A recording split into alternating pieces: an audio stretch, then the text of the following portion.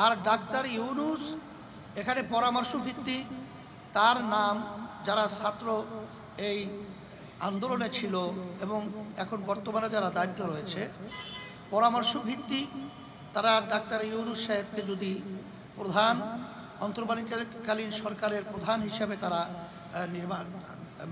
দায়িত্ব দিয়ে থাকে, তার মাধ্যমে কি হয় বা না হয় সে তো রাজনৈতিক ব্যানারে কখনোই সে কাজ করে নাই। যেহেতু সে কাজ করে নাই বিধায় আসলে আমরা এখনই তার ব্যাপারে কোনো মন্তব্য পরিষ্কার করার মতো এখন পর্যন্ত আমরা পারছি না। এটা আমরা দেখব যে আসলে আমরা যে সরকার আসবে, এখন তো আমরা তাদের ব্যাপারে জানি না বিধায় এখন তো অসমর্থনের কথা এখানে আসার সুযোগ নেই।